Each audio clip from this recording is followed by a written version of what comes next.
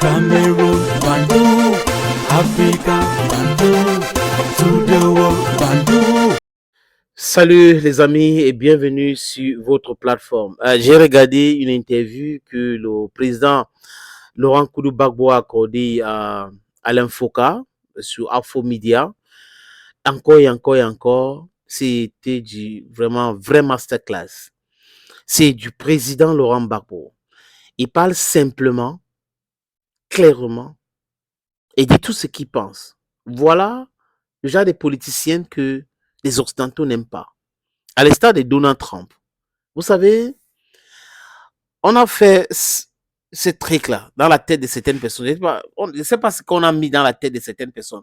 Être politicien, c'est de raconter du n'importe quoi, de boba, de faire du politiquement correct, de faire la diplomatie. Même quand quelque chose est rouge, au lieu de dire que c'est rouge, on dit que c'est marron. C'est-à-dire qu'on ne veut pas régler le problème. Donc les politiciens, généralement, ne sont pas là pour régler le problème. On a 7 ans. Et le président Laurent Gbagbo a dit, je me bats et je continue à me battre.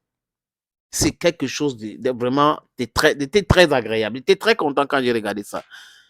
Je vous exhorte aussi, les amis, d'aller regarder cet entretien du président Laurent Gbagbo. C'est rien à dire. Il a évoqué beaucoup de sujets. Il a parlé de l'AES. Il a parlé de la CEDEAO. Il a parlé de l'Ukraine. Le président Laurent Gbagbo a même parlé de Robert Bougie.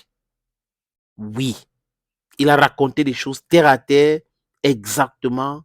Et il l'a dit aussi dans cet entretien qu'il y a certains chefs d'État en Afrique qui lui ont demandé de l'argent, mais il ne va pas donner le nom de ces chefs d'État-là. Mais du moins, Chirac est connu. Pourquoi? Parce que Bougie a dit dans son livre. Mais lui, le président Laurent Gbagbo a dit, lui-même, il avait dit cela dans son livre quand il était à la Cour pénale internationale. Je crois à la page 46 de son livre. Il avait dit cela là-bas. Chirac aimait tellement l'argent, il a mis la pression et le président Gbagbo lui a envoyé 2 milliards. Et il a dit à... C'est le président Gbagbo qui parle.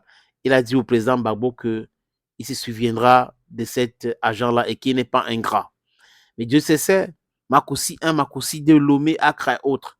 C'est ça l'ingratitude de Jacques Chirac et de l'élite française. Dominique de Villepin n'est pas très loin de cette histoire.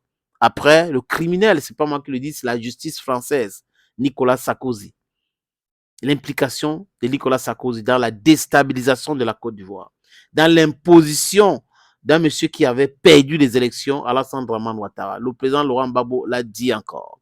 Un homme, c'est sa parole. Un homme, ça respecte les lois.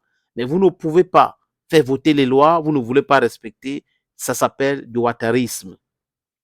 Les amis, concernant le fait que la France condamne certains coups d'État et soutient d'autres, il a parlé. Un coup d'État peut être militaire et ça peut être civil. Donc, les lois qui sont dans un pays, on ne les respecte pas, on les piétine parce qu'on veut s'éterniser au pouvoir. Ça, c'est un coup d'État civil. Mais un coup d'État militaire, c'est quand on tire les armes. Mais, les amis, dites-moi, est-ce qu'au Mali, est-ce qu'au Burkina Faso, est-ce qu'au Niger, on a tiré les armes pour enlever quelqu'un au pouvoir? Non. On a tué personne au Mali, au Burkina Faso. On a tué personne. Pourquoi est-ce que les médias mainstream en Occident s'entêtent à toujours parler de la junte au pouvoir, alors que la junte, c'est chez eux? Les mots ont un sens. Allez chercher votre lexicon pour voir. Et il dit que lui, président de la Côte d'Ivoire, il va collaborer avec l'AES, comme l'ensemble. Et comme l'idée, c'est de créer une monnaie, il avait commencé un truc comme ça, c'est ça.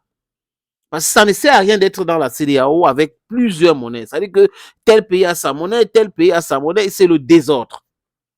C'est le désordre économique, les amis. Il a dit ça clairement. Il va renouer les relations avec tout ce pays-là. Et il n'oublie pas que c'est à travers le Burkina Faso que la France a déstabilisé la Côte d'Ivoire. Mais aujourd'hui, ça va.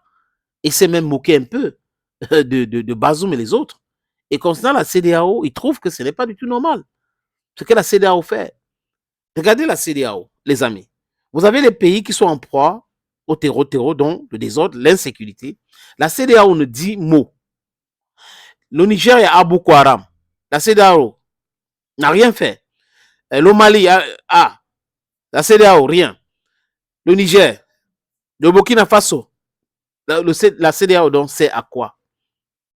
Voilà la question de monsieur le président Laurent Gbagbo. Et concernant l'Ukraine, il a fait allusion à cette crise de missiles de 62.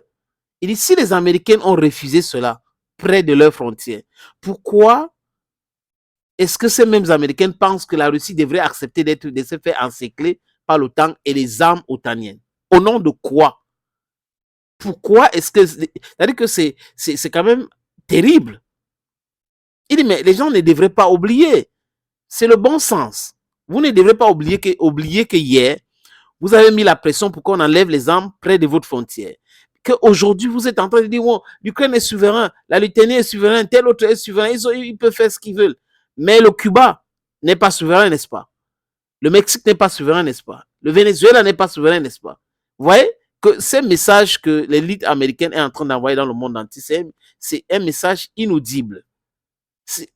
C'est incompréhensible. Personne ne peut comprendre ce genre de message. Et chercher même à comprendre, ça veut dire que vous êtes même fou. Il a parlé de Gaza. Le peuple israélien, selon le président Gbagbo, a droit à son État. Parce que ce qui s'est passé lors de la Première Guerre mondiale, ce n'est pas du tout bien. On va dire, l'Afrique aussi a subi cela, mais on ne compare pas les souffrances. Il faut traiter les sujets cas par cas. L'Israël a le droit d'avoir ses propres terres. Mais quand il finit de dire ça, il dit, même le peuple palestinien a le droit d'avoir ses propres terres. C'est facile à comprendre, non, les amis? C'est ce qu'on doit faire.